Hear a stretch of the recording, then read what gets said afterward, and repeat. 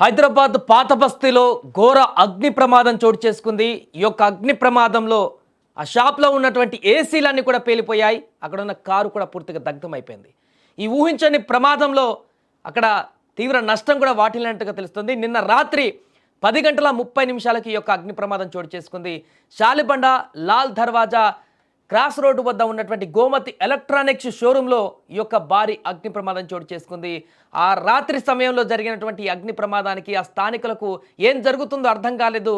కేవలం నిమిషాల వ్యవధిలోనే రెండంతస్తుల భవనం పూర్తిగా మంటలకు ఆహుతైపోయింది. షోరూంలో ఎలక్ట్రానిక్ వస్తువులు, గృహోపకరణాలు అధికంగా ఉండడంతో మంటలు విపరీతంగా ఎగిసిపడ్డాయి.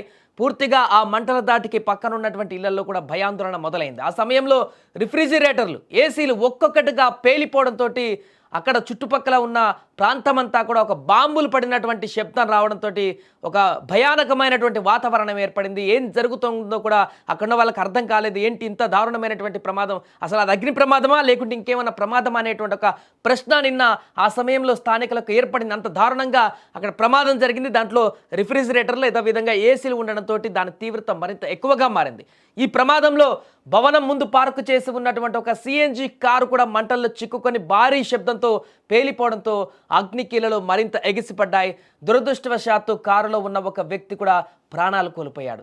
ఈ మంటల ఉధృతికి దుకాణం షట్టర్ దాదాపు 100 మీటర్ల దూరం ఎగిరిపడిందంటే పరిస్థితి ఎంత భయానకంగా ఉందో అర్థం చేసుకోవచ్చు.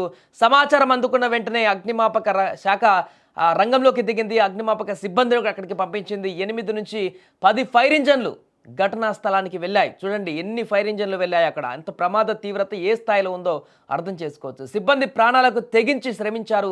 రాత్రి వేళలో మంటలు ఇతర దుకాణాలకు, నివాసాలకు వ్యాపించకుండా యుద్ధ ప్రాతిపదికన అడ్డుకున్నారు. ఎందుకంటే అంత భారీగా వస్తున్నటువంటి మంటలు, పేలుళ్ళు, ముఖ్యంగా ఆ యొక్క విపరీతమైనటువంటి ప్రెజర్తో వస్తున్న పేలుళ్ళు ఖచ్చితంగా మిగతా చుట్టుపక్కల ఉన్నటువంటి షాపులకు కానీ, ఇళ్లకు కానీ అంటుకుంటే ఇంకా అది పెను ప్రమాదంగా మారేటువంటి అవకాశం ఉండేది. కానీ అక్కడ అగ్నిమాపక సిబ్బంది చాలా చాకచక్యంగా పనిచేశారని చెప్పొచ్చు. 8-10 ఫైర్ ఇంజన్లు అక్కడికి తీసుకువచ్చి రంగంలోకి దిగి వెంటనే పూర్తి స్థాయిలో ప్రాణాలకు తెగించి ఆ మంటలను ఆర్పేటువంటి ప్రయత్నం చేశారు. ఈ ప్రమాదంలో ఒకరు మృతి చెందగా 6 తీవ్రంగా గాయపడ్డారు.